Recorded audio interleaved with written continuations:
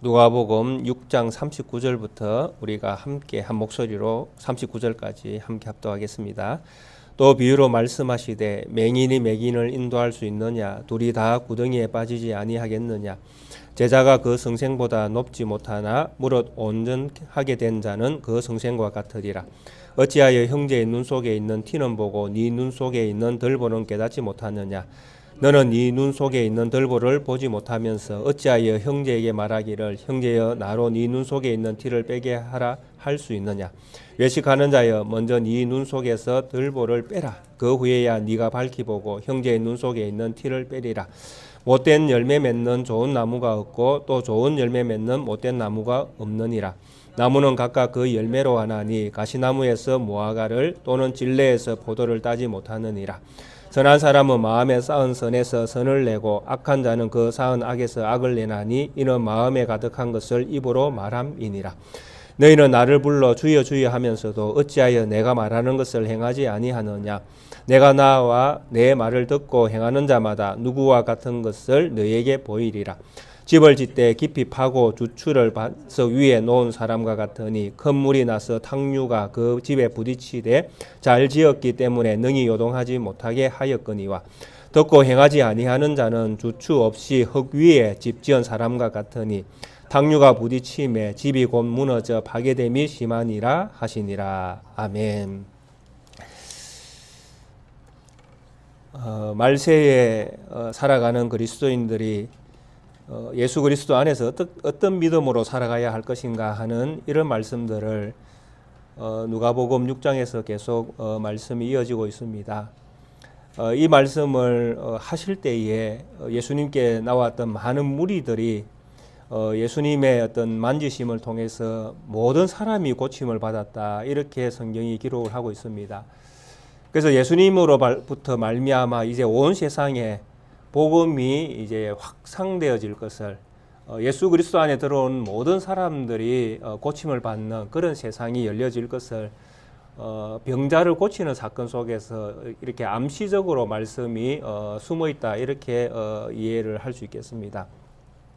그리고 이런 어떤 예수님으로부터 말미암아 이제 복음이 온 세상으로 퍼져 나갈 때에 제자로서 믿음을 가진 성도로서 가야 될 믿음의 어떤 그 방향, 또 믿음이라고 하는 것들을 가지게 되어질 때에 그 사람의 삶이 어떻게 이 세상 가운데에 나타나게 되는가 하는 이런 말씀들을 계속 그 말씀 이후에 예수님을 따르는 제자들과 또 그 무리를 향해서 예수님께서 가르침을 시작을 하셨습니다.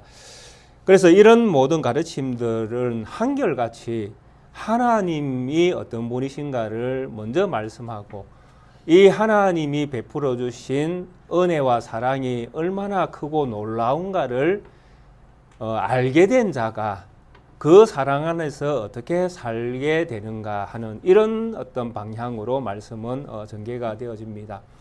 물론 뭐 앞에서 이렇게 해라, 이렇게 살아야 된다, 이런 마음을 가져야 된다, 이런 삶을 가져야 된다, 이런 말씀들이 먼저 기록이 되어져 있지만은 항상 결론적인 어떤 말하고자 한 핵심은 뒤에 이렇게 딱 감춰져 있다가 딱 나타난다라는 것입니다. 그래서 우리가 제가 2주 전에 말씀을 드렸던 그 말씀 가운데 나오는 말씀처럼 모든 말씀이 결국 결론을 명확하게 하나님이 누구신가를 보여주고 그 하나님 안에서 우리의 어떤 정체성을 찾게끔 이렇게 말씀은 기록이 되어져 있다라는 것입니다. 그래서 지난 주간에 우리가 보았던 36절입니까? 거기에 보면 너희 아버지의 자비로우심 같이 너희도 자비로운 자가 되라라는 이 말씀. 그러니까 우리에게 예수 그리스도를 보내서 이 예수 그리스도로 말미암아 우리가 가지고 있는 가장 큰 짐을 벗겨주신 그 하나님이 누구신가라고 할 때에 그 하나님은 자비로우신 하나님이었다라는 것입니다. 그래서 그 하나님은 세상을 향하여 또 세상에 하나님이 계시다는 것을 믿는 사람들은 그 하나님의 자비로우심으로 인하여 하나님을 믿게 되어지고 하나님을 알게 되어진다라는 것입니다. 그래서 하나님의 자비가 없으면 우리가 하나님을 믿는 방법도 없고 하나님을 아는 방법도 없다라는 것입니다. 그래서 하나님의 자비로우심이 우리가 어떻게 알게 되는가, 어떻게 하나님이 자비롭다라는 것을 우리가 믿게 되는가라고 할 때에 첫 번째는 자연을 보라라는 것이죠. 태양을 봐라. 그 태양이 누구에게 비추고 있느냐? 온 세상의 모든 사람들에게 태양은 공평하게 비추어 주지 않느냐. 그것이 바로 하나님의 자비로우십니다. 하나님이 어떤 자에게 구별해서 어떤 사람에게 딱 정한 어떤 사람에게만 하나님이 해를 비춰 주시는 것이 아니라 모든 사람들에게 다 해의 그 빛을 공평하게 이렇게 내려주신다라는 것이죠. 비도 마찬가지고. 그래서 이 자연에서 누릴 수 있는 인간의 모든 혜택을 하나님이 다 공평하게 주셨다라는 것이죠. 그것이 하나님의 자비로우십니다. 그리고 특별히 하나님의 자비로우심이 어디에 나타나 있는가? 온 세상에 살고 있는 사람들은 다 죄를 가지고 태어나는데 이 죄를 가지고 태어난 이 사람들 가운데 특별히 하나님께서 자기 아들을 보내서 그 죄를 용서해 주시는 하나님이셨다라는 것이죠. 그래서 그 하나님의 죄 용서함이 누구로부터 우리에게 주어졌는가? 그분의 아들인 예수 그리스도가 이 세상에 오심으로부터 말미암아 우리가 죄에서 해방되어지는 큰 기쁨을 누리게 되었다라는 것이죠. 그래서 죄인에게 이렇게 큰 은혜를 베풀어 주시는 사람이 그 신이 세상에 어디에 있는가 하는 것이죠. 죄인을 죄 없다라고 죄를 지었는데도 불구하고 죄가 없다 하고 죽어야 되는데도 불구하고 살려서 영원히 살 수 있는 나라의 백성으로 살아가도록 그렇게 신분을 바꾸어 주시는 그런 신이 세상에 어디 있는가 하는 것이죠. 그래서 이 일을 우리에게 나타내신 분이 하나님이시다라는 것이죠. 그리고 이 하나님의 자비로우심은 고스란히 어디에 담겨 있는가? 이분이 하나님이 보내신 예수 그리스도 안에 하나님의 모든 자비로움이 다 담겨 있다라는 것이죠. 이 자비로움을 우리가 얻을 수 있는 길은 무엇이냐? 믿음으로부터 말미암아 주어진다. 그러니까 우리가 하는 것은 아무것도 없죠. 실제로 보면 믿는다는 것도 사실 우리가 한 건 아니잖아요. 그러니까 우리가 하나님의 자녀 되는 방법은 실제로 우리에게서는 아무것도 나타날 수 없다라는 것입니다.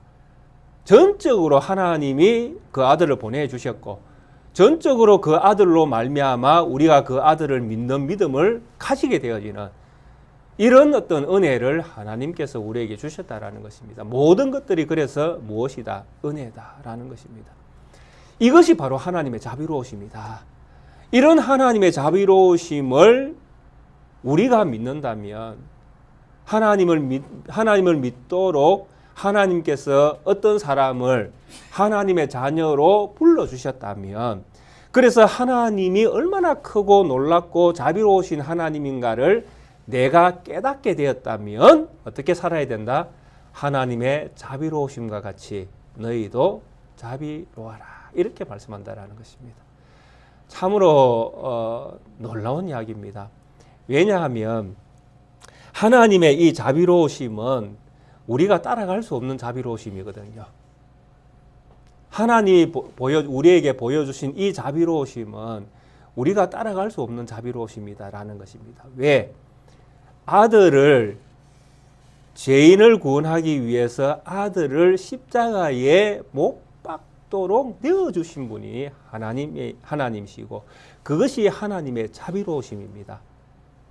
자, 이런 하나님을 우리가 닮는다라고 할 때에 그러면 우리는 어디까지 닮아야 됩니까? 얼마나 하나님과 같이 될 수 있겠습니까? 어떻게 해야 하나님과 같이 우리가 자비로움을 가질 수 있겠습니까? 만약에 우리에게 자녀가 있다라고 하면 우리의 자녀를 예수님이 십자가에 달리신 그 십자가 위에 내 아들을 매달 수 있겠습니까? 우리 성도님들은 어떻습니까? 마음의 어떤 다짐이라도 뭐 이런 마음을 가질 수 있겠습니까? 내 아들을 예수님이 십자가에 못 박히신 그 십자가 위에 내 아들을 못 박도록 내어줘야지. 다른 사람이 그걸 원할 때에 다른 사람을 구원할 수 있다면, 내 아들이 죽어서 누군가가 살릴 수 있다, 누군가를 살릴 수 있다면 내가 내 아들을 거기다가 내어줘야지. 혹시 마음에 이런 다짐을 할 수 있겠습니까? 예, 사실 불가능이죠. 우리 사람으로서는 이런 선택을 한다는 것은 그 아들이 내 아들이 아닐 때는 가능합니다. 그러나 그 아들이 내 아들일 때에는 거의 불가능입니다. 내어줄 수가 없죠. 차라리 그렇게는 할 수 있을지도 모르겠습니다. 내 아들 대신에 내가 거기에 달릴게.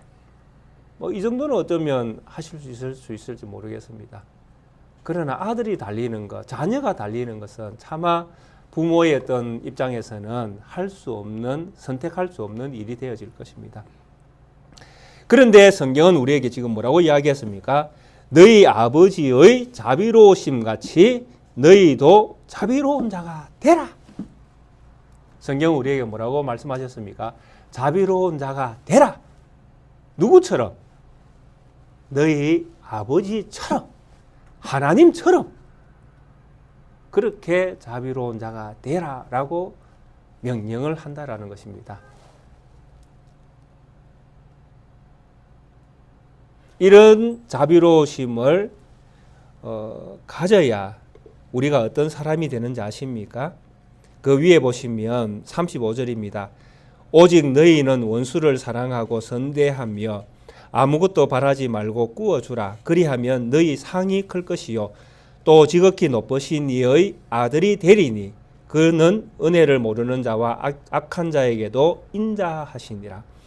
그러니까 하나님이 이런 자비로우심을 보여준 것처럼 우리가 우리 원수를 사랑하고 선대하고 꾸어달라 할 때 꾸어주고 이런 어떤 마음으로 우리가 믿음의 삶을 살아갈 때에 우리의 상이 크고 우리가 하나님의 아들이라는 이런 칭찬, 이런 신분을 갖게 되어진다라는 것이죠. 그러면서 그 밑에 뭐라고 이야기했습니까? 아버지의 자비로우심 같이 너희도 자비로워라. 그게 하나님과 같은 자비로움을 가져야 뭐가 된다는 이야기냐 하면 하나님의 아들이 된다는 이야기잖아요. 지금 성경은 그렇게 지금 흘러가고 있다라는 것입니다. 그런데 우리는 어떻습니까? 우리는 그렇게 자비로운 하나님의 사람들이십니까?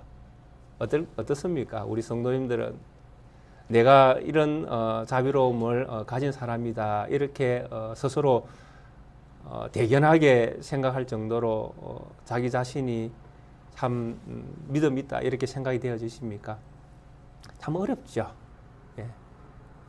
그래 이런 어떤 말씀들을 우리가 성경을 통해서 만나게 되어지면 참 하나님의 아들 되는 거 참 어렵다. 사람이 어떻게 이런 사람이 될 수가 있느냐.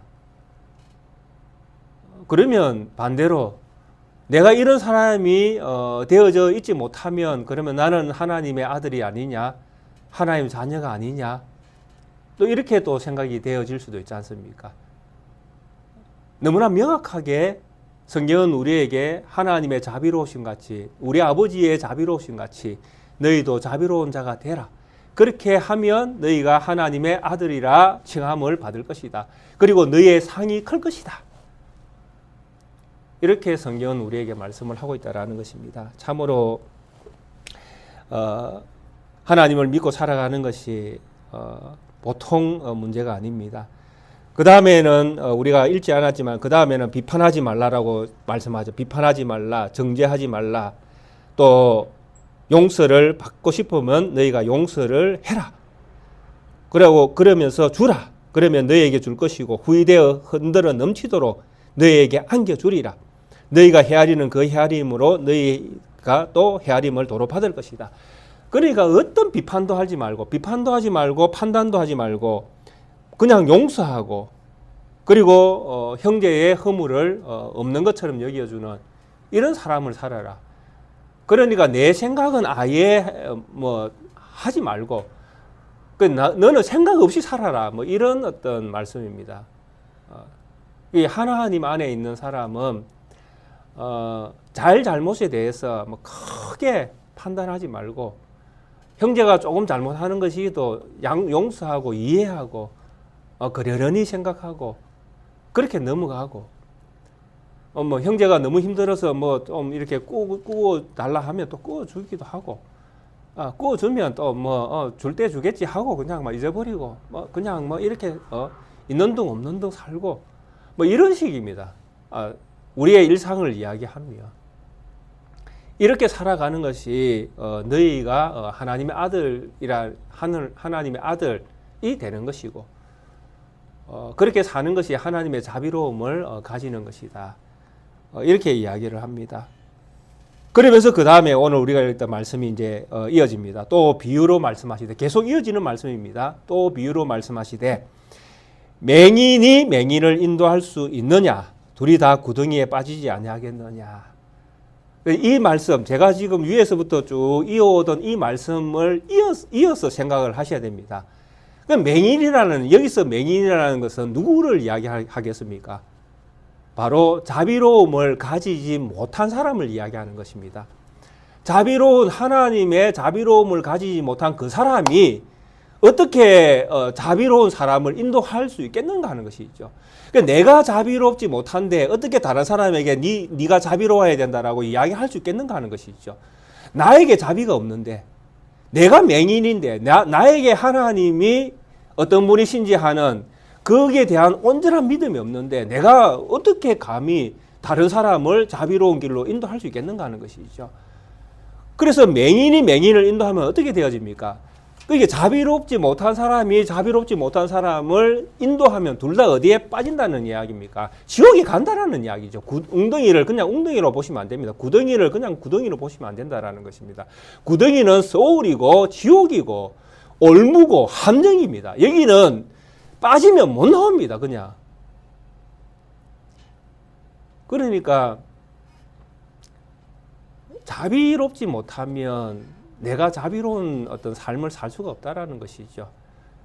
그래서 내가 자비로운 삶을 살지 못하면 어떤 누구도 나를 따라오지 않는다라는 이야기입니다. 그렇잖아요. 내가 자비롭지 못한데 누가 나에게 붙겠습니까? 저 사람 참 못됐다 하는 그 사람에게 누가 친근하게 다가와 야, 나랑 친구할래? 이럴 사람이 있겠습니까? 호의롭고 정이 많고 사람에게 친근한 이런 사람들한테 사람이 붙지 않습니까? 차갑고 냉정하고 뭔가 찔러도 피 한 봉을 안 날 것 같은 이런 사람들한테 누가 붙겠습니까? 그러니까 하나님의 자비로우심이 우리에게 없으면 우리는 어떤 누구도 인도할 수 없는 겁니다. 왜? 내가 소경인데 내가 하나님의 사랑이 없는데 어떻게 다른 사람이 하나님의 사랑 안으로 들어오겠습니까? 그러니까 같이 빠질 수밖에 없는 것입니다. 그래서 이런 말씀들을 가만히 보면 이 말씀에서 가장 핵심적으로 들어야 될 이 시대에 이 누가가 지금 이 말씀을 할 때에 가장 이 말씀을 핵심적으로 들어야 될 사람이 누구냐 하면 바로 제자들입니다. 사도들입니다. 12사도들. 사도들을 뽑고 이제 예수님께서 이 말씀을 쭉 이어서 지금 하고 계시거든요. 그러니까 예수님의 입장에서 보면 이 제자들은 하나님의 모든 자비로우심을 가지고 그의 사역을 해내야 되는 것입니다. 그리고 그들의 모든 사역은 예수 그리스도, 하나님의 자비로우심이 예수 그리스도 아닙니까? 예수 그리스도가 하나님의 자비로우심의 가장 결정체니까요. 그러니까 이 사도들은 온통 예수 그리스도가 그들의 삶의 주제여야 된다는 것이죠. 이 사도들의 이 사명이죠. 어디를 가도 사도들의 입에서는 예수 그리스도, 그 삶에서도 예수 그리스도의 삶이 드러나야 된다는 것입니다.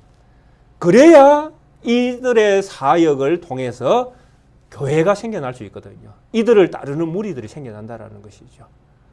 그런데 사도들이 맹인이 되어 있다. 사도들이 소경이 되어 있다. 그러면 이제 세상은 끝장나는 것이죠. 다 웅덩이에 빠지는 것이죠. 자, 이런 말씀들을 생각하면 가장 이 말씀에 이제 경각심을 가져야 될 사람들이 누구냐 하면 바로 오늘 이 시대를 살아가는 목회자들이죠. 예, 지도자들입니다. 지도자들은 정말 이런 말씀들을 통해서 자기 자신을 먼저 보아야 되는 것이죠. 내가 속이인가 아닌가? 내가 하나님의 자비로우심이 내 속에 있는가 없는가? 내가 예수 그리스도 중심으로 모든 세상을 바라보고 있는가 아닌가? 내가 예수 그리스도 중심으로 예수 그리스도 하나님께서 보여주신 예수 그리스도 하나님의 가장 자비로우심의 어떤 그 결정체인 예수 그리스도 이 예수 그리스도를 내가 가지고 있지 못하고 내가 예수 그리스도의 삶을 인정하지 못한다면 내가 속이인 것이죠. 그러면 나를 따르는 무리들은 무엇입니까? 같이 빠지는 것이죠. 그래서 우리 성도님들은 제 설교를 들으면서 저 목사가 성경을 성경대로 하는가? 아니면 자기 하고 싶은 이야기를 하는가? 늘 주의해서 들으셔야 된다는 것입니다. 왜? 같이 빠지면 안 되잖아요. 제가 빠지자고 막 인도해도 우리 성도님들 어떻게 해야 됩니까? 못 간다 하고 버텨내야 된다는 것이죠. 왜? 같이 운동에 빠지면 안 되잖아요. 큰일 나잖아요. 같이 지옥 갈 수는 없잖아요. 네 혼자 가라 이러고 말아야 되지. 아이고 우리 목사님 같이 가시다. 그러면 안 된다라는 것이죠. 예, 천국은 같이 가야 되지만 지옥은 절대로 같이 가면 안 되잖아요. 그래서 이 맹인을 인도하면 결국 사도가 하나님의 자비로우심을 가지지 못하고 예수 그리스도를 본받지 못하면 결국 그들의 사역은 실패하고 마는 것입니다. 그래서 그 다음에 이렇게 말씀하죠. 제자가 그 성생보다 높지 못하나 무릇 온전하게 된 자는 그 성생과 같으니라. 제자들에게 하는 말씀이죠. 특별하게 제자들에게 하는 말씀이죠. 이 제자들은 예수 그리스도를 분신처럼 변화되어야 된다라는 것이죠. 성생과 같은 사람이 되어야 된다라는 것이죠. 그래서 우리 예수님의 삶이 제자들의 삶이다라고 우리가 이해를 해야 됩니다. 예수 그리스도의 삶이 사도들의 삶이고 사도들의 삶이 교회의 삶이다라고 이해를 해야 되는 것이죠. 그래서 이 사도들은 처음에는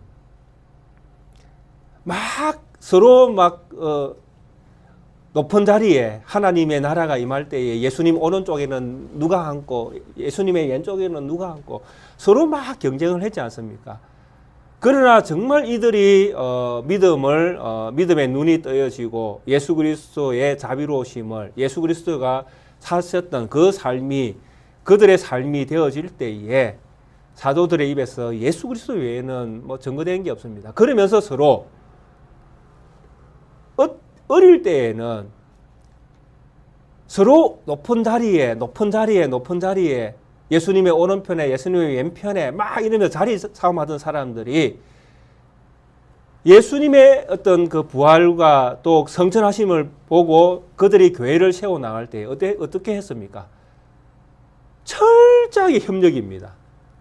사도들 가운데에 사도행전을 쭉 읽어보시지 않습니까? 사도행전에 누가 높은 자리에 가겠다고 이렇게 이야기하는 사도들이 있었습니까? 누가 네가 잘했다. 니는 뭔데 네가 그렇게 잘하고 있느냐? 네가 뭔데 네가 그렇게 하고 있느냐? 이런 이야기하는 사도를 보셨습니까? 철저하게 자기 사역을 통해서 예수 그리스도를 증거하는 일에 전심전력을 다합니다. 그러면서 서로 협력하고 예루살렘 교회와 또 다른 교회가 서로 협력하고 도와줄 것이 무엇인가? 힘들다 할 때에 부조금을 보내고 헌금을 보내고 또 사역자들이 어려울 때에 온 지원을 다해서 그 사역을 할 수 있도록 힘을 불어넣어주고 철저하게 하나님의 자비로우심을 드러내는 그런 믿음의 삶을 사도들도 살았고 그 시대의 교회도 그 길을 함께 걸어갔다라는 것이죠. 이것이 성생과 같이 된 거예요. 제자들이 성생의 길에 선 것입니다. 그래서 성생의 길에 설 때에 그들은 어디를 향해서 나아간 것입니까? 골고다 언덕길을 향해서 나아간 것이지요. 자기 십자가를 지고 주님께서 그렇게 하신 것처럼. 그래서 베드로도 순교하고 사도 바울도 순교를 하고 야고보도 순교를 하고 많은 사도들이 순교의 제물로 이 세상을 떠나갔다라는 것입니다. 주님을 철저하게 닮아 있었습니다. 그래서 성생같이 못하면 성생보다 높지 못하는 것이 제자의 길이지만은 그러나 온전케 된 자는 자비로운 마음을 가진 자는 성생과 같다라는 이야기입니다. 하나님의 자비로우심이 우리의 마음에 새겨질 때에 우리는 성생과 같은 위치에 인정함을 받는 자리에 서게 되어진다라는 것입니다. 우리가 하나님의 자비로우심을 가지는 방법은 무엇이겠습니까? 이런 이야기를 들으면 이제 우리 성도님들 이제 고민이 되시지요. 어떻게 자비로운 사람으로 살아가야 되냐? 무슨 일을 해야 내가 하나님의 자비로우심을 내가 하고 있다라고 그렇게 사람들한테 인정을 받게 되겠는가? 내가 어떻게 살아야 되지? 내가 누구를 도와야 되지? 내가 누구를 높여줘야 되지? 막 고민이 될 수도 있습니다. 그러나 여기서 말하는 성경이 말하는 온전하게 되는 방법, 하나님의 자비로우심과 같이 너희도 자비로운 자가 되라. 또 남에게 대접을 받고자 하는 대로 너희도 남을 대접하라. 너희가 성생과 같이 되는 그런 사람, 성생보다 높지는 못하나 정말 성생과 같은 사람이 되기를 원하느냐? 그러면 온전한 자가 되라. 이런 말씀들을 이제 성경이 기록을 하고 있으니까 이런 말씀들을 보면 뭔가 내가 해야 된다라는 이제 이런 그 마음의 부담감 같은 것들이 막 생길 수가 있습니다. 그래서 이제 없던 이제 용기도 이제 내어 볼까 하고 이제 다짐도 하게 되어지고 또 잘 안 되니까 그러면 어떻게 잘 해볼까 해서 또 이번에 뭐 한 일주일 한번 굶어볼까, 금식기도 한번 해볼까. 그럼 좀 잘 되려나? 내 마음에 없던 사랑도 이렇게 생겨나려나? 잘 돕지 못하는데 돕고자 하는 마음이 내 마음에 일어나겠는가? 뭐 이런 여러 가지 이제 생각들이 들 수가 있습니다. 그러나 성경이 우리에게 지금 이 말씀들을 할 때에 하나님의 모든 자비로우심, 너희 아버지의 모든 자비로우심과 같이 너희도 자비로운 자가 되라고 할 때에 이 모든 가르침의 핵심이 무엇인지 아십니까? 하나님의 자비로우심, 네가 믿느냐라는 것을 지금 질문을 던지고 있는 것입니다. 하나님의 모든 자비로우심과 같이 너도 자비로운 자가 되라라고 할 때에 이 말에 어떤 말이 숨겨져 있는가 하면 네가 하나님이 정말 자비로운 하나님인 줄 네가 믿고 있느냐라는 질문을 던지다라는 것입니다. 이걸 믿으면 우리가 어떤 사람이 되어지는 것입니까? 자비로운 사람이 되어지는 것입니다. 이 말씀이 무슨 이야기냐 하면 내가 무언가 자비로운 일을 해야 자비로운 사람이 된다는 말이 아니다라는 것입니다. 우리는 뭔가를 내가 해내야 그 해낸 걸 보면서 이 사람 참 자비롭네 이렇게 이야기하는 것이 익숙하잖아요. 근데 성경은 먼저 우리에게 뭘 이야기하는가 하면 하나님이 예수 그리스도를 이 세상에 보내지 않느냐. 그럼 이 예수 그리스도를 네가 볼 때에 정말 우리 하나님이 자비로우신 하나님이신 것을 예수 그리스도를 보면서 네가 믿느냐라고 묻는다라는 것이죠. 믿음을 우리에게 이야기한다라는 것입니다. 네가 믿느냐? 우리 성도님들, 우리 하나님이 자비로우신 하나님이신 줄 믿으십니까? 네. 예, 여기에 우리가 답을 할 수 있으면 우리는 자비로운 사람입니다. 근데 여기에 답을 못하면 우리는 자비로운 사람이 아니죠. 왜? 하나님이 누구신지를 모르니까요. 그래서 하나님을 아는 것이, 하나님을 믿는 것이 우리가 1차적으로 해야 될 일입니다.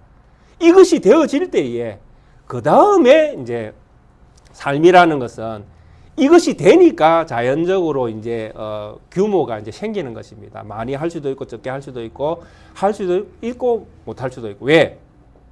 내가 지금 당장 굶어 죽겠는데 형제를 도와줄 수 있습니까? 못 도와줍니다.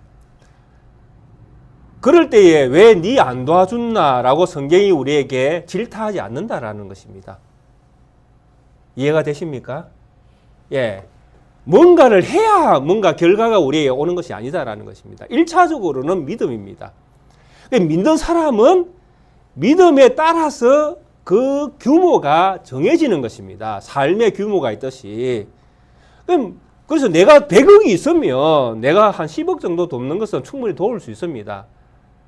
그래서 내가 믿음이 있으면 내가 하나님의 자비로우심을 알면 100억이 있는 사람은 10억씩 내놓고 도울 것입니다. 그게 믿음입니다. 근데 100억이 있는 사람 10억도 안 낸다. 그러면 그 사람 믿음 없는 사람입니다. 안 믿는 것이죠. 왜? 그 사람은 돈이 좋은 사람이니까요. 규모가 있는 것입니다. 삶의 규모가 있듯이 우리의 선행에도 규모가 있는 것입니다. 내가 할 수 있는 범위가 있다라는 것입니다. 많이 가진 사람은 많이 할 수 있고요. 적게 가진 사람은 적게 할 수 있습니다. 또 시간이 남아 도는 사람은 많은 시간을 들여서 봉사활동을 할 수 있습니다. 그러나 시간이 적은 사람은 적은 시간 외에 봉사활동을 할 수가 없습니다.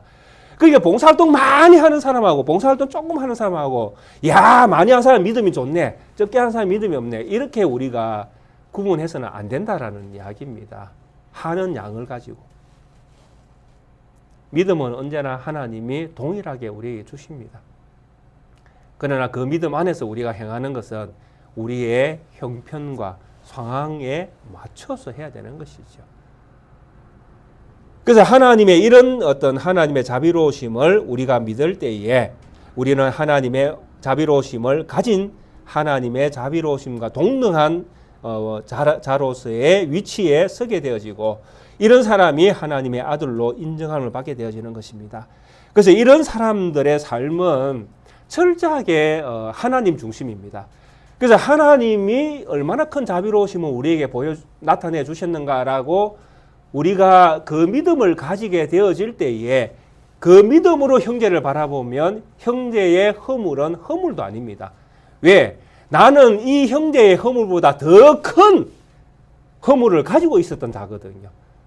그래서 나는 덜보를 가지고 있었다라는 이야기입니다. 나는 덜보를 가지고 있다가 하나님이 나에게 있는 덜보를 용서해 주셨다라는 것이죠. 그런데 형제를 보니까 형제는 티를 가지고 있습니다. 그러면 덜보를 가지고 있는 사람이 형제의 티를 보면서 아이고 니 왜 그래 티가 많노? 이렇게 할 수 없다라는 이야기죠. 그게 형제입니다. 그게 믿음입니다. 우리의 믿음은 이런 어떤 믿음을 가지게 되어진다라는 것입니다. 먼저 하나님과 나의 관계를 먼저 본다라는 것입니다. 하나님이 나를 얼마나 불쌍히 여겨주셨는가를 먼저 생각하는 것이죠.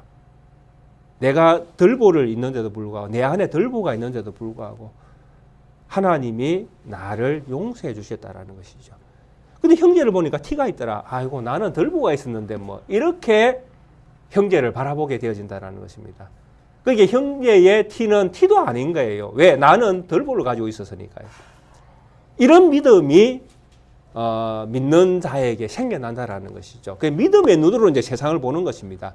예수 그리스도를 믿는 믿음으로 형제를 바라보고 예수 그리스도를 믿는 믿음으로 세상을 바라보는 것입니다. 그렇게 되어지면 내 시선이 달라지는 것입니다. 마음에 가지고 있는 생각도 달라지고, 그래서 생각이 달라지고 시선이 달라지니까 표현도 달라질 수밖에 없습니다. 그게 바로 사랑으로 우리는 표현을 할 수 있습니다. 그래서 이런 덜보를 가진 내가 형제의 티를 없는 것 같이 여길 때에 이런 사람에게서 무엇이 나올 수 있는 것입니까? 선함이 나올 수 있는 것이죠. 하나님의 선하심. 그러니까 못된 열매 맺는 좋은 나무가 없고 좋은 열매 맺는 못된 나무가 없는 것처럼 내가 덜보가 있었던 것을 인정하고 형제를 바라보는 시선을 가지게 되어질 때에 내게서 무엇이 열리는 것입니까? 그리스도의 사랑이 열리는 것입니다. 이해가 되십니까? 예, 내 안에 그게 내가 소경이 되어지면 철저하게 소경을 인도할 수밖에 없고, 내가 하나님의 제자가 되어 있으면 철저하게 내가 하나님의 제자의 어떤 눈으로 바라보니까 그들을 제자의 길로 인도할 수밖에 없는 것입니다. 그래서 내 삶은 철저하게 좋은 열매가 맺어질 수밖에 없죠. 사랑과 희락과 화평과 오래 참음과 자비와 양선과 온유와 충성과 절제, 이런 것들이 뭐 내 삶에서 이제 나타날 수밖에 없는 것이죠. 모든 것들 어디에서부터 출발되어지니까? 사랑에서부터 출발되어지니까요. 그래서 그 뒤에 따라오는 모든 말씀도 이 말씀 안에서 다 생각해 보셔야 됩니다. 못된 열매, 좋은 열매를, 못된 열매를 맺는 좋은 나무가 없는 것처럼 좋은 열매 맺는 못된 나무가 없잖아요. 그러니까 우리가 근본적으로 내가 어떤 사람이 되어 있는가가 가장 중요하다라는 것입니다. 내가 어떤 시선으로 세상을 바라보는 것인가, 내가 어떤 시선으로 하나님의 자녀를 바라볼 것인가에 따라서 내 안에서 맺어지는 열매도 다 달라진다라는 것입니다. 내가 선한 마음을 가지고 자비로운 마음을 가지고 세상을 바라보고 형제를 바라보면 내 안에서 선한 열매가 맺어질 수밖에 없다라는 것입니다. 그 말씀들을 42절부터 쭉 하고 있습니다. 들보 이야기부터 쭉 이어져서 못된 열매까지 쭉 이어져서 같은 맥락에서 이해를 하십니다. 이해를 하셔야 이 말씀들이 이해가 되어집니다. 그리고 마지막에 우리에게 던져주는 46절부터 49절 말씀도 똑같은 이야기입니다. 너희는 나를 불러 주여 주여 하면서도 어찌하여 내가 말하는 것을 행하지 아니하느냐. 그러니까 예수님을 따르는 이 무리들이 예수님을 향하여 주님이여 주님이여 이렇게 부른다라는 것이죠. 그렇게 부르기는 주님이여 주님이여라고 부르면서도 예수님께서 직접 이들에게 말한 것은 행하지는 않는다라는 것입니다. 즉 이들에게 자비가 없다라는 이야기죠. 하나님의 자비로우심을 이들의 삶에서 전혀 못 느끼겠다라는 것입니다. 그러면서 이들은 뭘 이야기합니까? 주님, 주님, 주님 이 이야기를 한다라는 것이죠. 그래서 이렇게 이야기하는 이 사람들, 나를 주님이라고 부르는 이 사람들은 내가 말한 것은 하나도 행하지 않는다라는 것이죠. 그래서 이들에게서 나올 수 있는 것이 도대체 무엇이냐? 이들은 도대체 뭘 심었는가? 이들은 집을 도대체 어떻게 지었는가? 그냥 모래 위에 집을 지은 것과 똑같다라는 이야기입니다. 그래서 모래 위에 집을 지었다라고 해서 집이 있다라고 생각하시면 안 됩니다. 모래 위에 지은 집은 집이 없습니다. 없는 것입니다. 있는 것이 아니라 없는 것입니다. 집은 어디에 지어야 됩니까? 아주 좋은 그 단단한 터가 잘 굳어져 있는 곳에 주추를 잘 세우고 거기에 집을 지어야 되는 거죠. 반석 위에 집을 지어야 될 거 아닙니까? 그 반석은 무엇입니까? 예수 그리스도입니다. 이 반석 위에 집을 짓지 않으면 어떤 집도 다 무너지고 사라질 것입니다. 그런데 이 반석 위에 집을 짓는 방법을 교회가 잊어버렸다라는 것입니다. 하나님을 믿는데 오늘날 우리 시대의 교회가 다 주여 주여 외치지 않습니까? 심지어 기도할 때도 주여를 막 우리 주님이 기가 빵꾸가 나도록 3번씩 부르지 않습니까? 주야 주야 주야.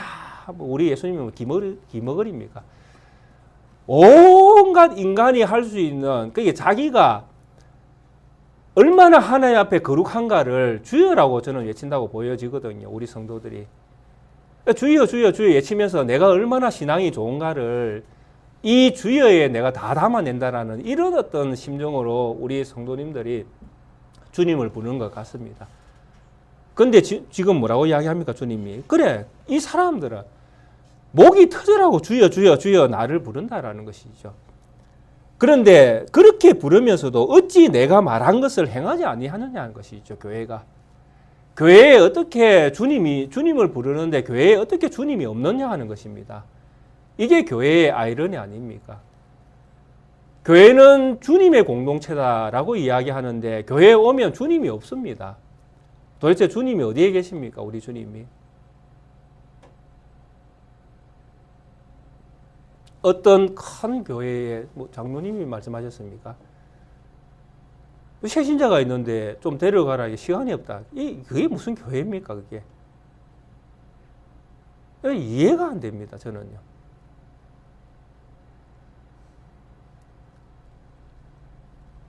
아니 제 발로 찾아오겠다는데 왜 못 데려갑니까? 얼마나 갈급했으면 제 발로 찾아오겠습니까?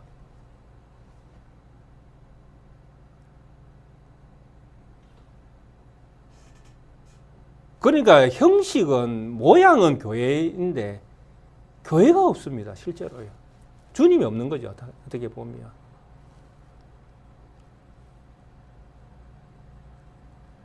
여기서도 똑같이 이야기하지 않습니까? 내가 나와 내 말을 듣고 행하는 자마다 누구와 같을 것을 너희에게 보이리라.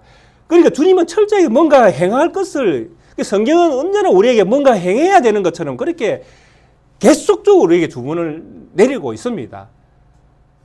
그러나 제가 여러 번 말씀드리지만은 이렇게 행하라고 말씀하는 이 행하라는 이 말씀에 숨은 뜻은 무엇이냐 하면 네가 정말 나를 주님으로 믿느냐라는 것입니다. 우리가 정말 주님을 주님으로 믿는가 하는 것이지요.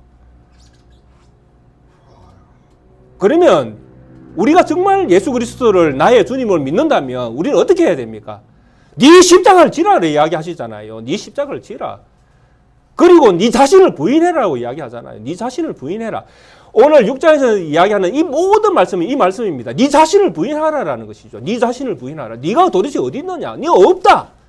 네가 없으니까 남이 달라면 주라. 네가 없는데 왜 네가 남을 비판하느냐? 네가 없다. 네가 없는데 네가 뭐 잘하는 게 있느냐? 형제를 세워주라. 네가 없다. 그러니까 네 거 달라고 하면 주라. 오른쪽 뺨을 때리면 네 거 없다. 왼쪽 뺨도 돌려대라. 오리를 가자고 하면 네 거 없다. 네 심리를 따라가라. 이 이야기 아닙니까? 예수님께서 하신 말씀을 그냥 여러 가지 형태로 이렇게 풀어놓은 거예요. 네 십자가를 지고 네 자신을 부인하고 나를 따르라. 이게 예수님을 믿는 거다라는 것입니다. 그런데 이 말씀을 마태복음에 가면 5장부터 7장까지 산상수훈이라고 해가지고 산 위에서 우리 예수님께서 쭉 말씀을 기록한 말씀과 오늘 우리가 읽고 있는 이 누가복음 6장이 다 그 속에 다 들어가 있습니다. 그런데 마태복음은 산 위에서 예수님께서 설교를 하셨고 누가복음은 예수님께서 땅으로 내려오셔서 평지 설교라 그래요. 땅에서 예수님께서 설교를 하신 내용이다. 그런데 이 내용이 거의 흡사합니다. 그런데 여기에서 산상수훈 5장부터 7장에서 핵심이 무엇인지 아십니까? 핵심은 딱 하나예요. 거짓 선지자가 누구이냐? 참 선지자가 누구이냐? 예수 믿는 사람이 누구이냐? 예수 믿는 사람이 가야 될 길이 어느 길이냐? 핵심은 딱 하나예요. 그런데 이 말씀 5장부터 7장까지 쭉 되어진 이 말씀 가운데 핵심이 무엇이냐 하면 생명길로 나아가라라는 가르침입니다. 생명길로 나아가라. 그런데 이 생명길로 나아가는 이 길이 어떤 길이냐 하면 바로 좁은 문입니다. 좁은 문으로 들어가라. 멸망으로 인도하는 문은 크고 그 길이 넓어 거리로 들어가는 자가 많고 생명으로 인도하는 문은 좁고 길이 협착하여 찾는 이가 적음이라. 그런데 이 좁은 문이 무엇입니까? 바로 십자가의 길입니다. 예. 이걸 산상수훈에서 이야기를 합니다. 그러니까 누가복음도 똑같죠. 우리에게 어떤 길로 가라라는 이야기입니까? 좁은 길로 가라라는 이야기입니다. 그런데 이 좁은 길로 가야 되는 이 길을 가르치는 사람이 누구냐 하니까 참 선지자다 이렇게 이야기합니다. 거짓 선지자들은 너희에게 이리와 같이 양과 같이 오지만은 이리다. 너희들을 수탈하려고 오는 이리다. 그래서 이 이리들은 너희에게 오면 갈기고 뜯고 해가 같이 너희를 지옥불로 데려갈 자들이다. 이들이 거짓 선지자들인데 이들은 뭘 가르치는지 아느냐? 넓은 길로 가라고 가르칠 것이다. 이렇게 이야기합니다. 참으로 우리 예수님의 말씀이 마태복음이나 누가복음이나 한결같습니다. 어디를 갖다 놔도 결국 우리가 가야 될 길이 믿음의 길이 예수님을 따르는 십자가의 길입니다. 예. 그래서 모든 성경을 통해서 우리는 뭘 배우고 뭘 믿어야 되는가 하면 하나님의 모든 자비로우심이 예수 그리스도 안에 있다라는 것. 그리고 이 예수 그리스도를 믿는 것이 우리가 사는 길이고 예수 그리스도를 닮아가는 것이 우리가 믿는 길이다라고 우리가 믿고 가야 된다라는 것입니다. 그래서 오늘도 제 설교는 반복되어집니다. 누구든지 나를 따라오려거든 자기 자신을 부인하고 네 십자가를 지고 나를 쫓아라. 이것이 우리가 가야 될 길이고 우리가 가야 될 믿음의 길이고 이 믿음을 가진 우리를 하나님의 아들이다. 이 믿음을 가진 우리를 하늘에서 상이 클 것이다. 이 믿음을 가진 우리를 네가 나와 같은 성생의 자리에 쓰겠다. 이렇게 하나님이 말씀으로 우리를 위로하십니다. 이 믿음을 가지고 많이 하라라는 이야기 아닙니다. 잘 믿으라라는 이야기입니다. 우리 예수님이 어떤 분이신지, 이 예수님을 보내신 우리 하나님이 어떤 분이신지 우리에게 그분을 바로 믿을 믿음을 가지라고 성경은 우리에게 가르침을 주십니다. 사랑하는 우리 모든 성도님, 이 믿음 위에 굳게 서십시오. 하나님의 모든 자비로우심이 우리를 하나님의 자녀되게 하셨습니다. 이 믿음 가지십시오. 이 믿음을 예수 그리스도를 통해서 배우시고 그 예수 그리스도 안에 있는 믿음을 우리 마음에 새길 때에 우리는 하나님 나라의 자녀로서 당당히 서 있을 것입니다. 이런 큰 복을 받는, 아니 이미 그 복을 받고 있는 우리 모든 성도님 되시기를 주의 이름으로 축원드리겠습니다. 아멘. 함께 찬송가 349장 함께 찬양 드리시겠습니다. 하나님께서 우리에게 보여주신 자비로우심을 생각할 때마다 우리가 얼마나 미련하고 어리석은가 하는 것을 우리의 마음에 다시 한번 확인케 되어집니다.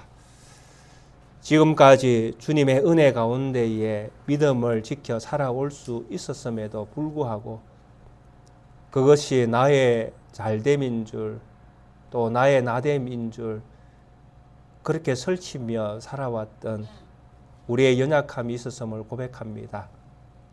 하나님, 심지어 우리에게 나오는 자비로운 모습조차도 내 것이 아니라 하나님을 닮아 있는, 겨우 흉내나 될 수 있는 보잘것없는 것인 줄 새삼 다시 한번 확인케 되어집니다.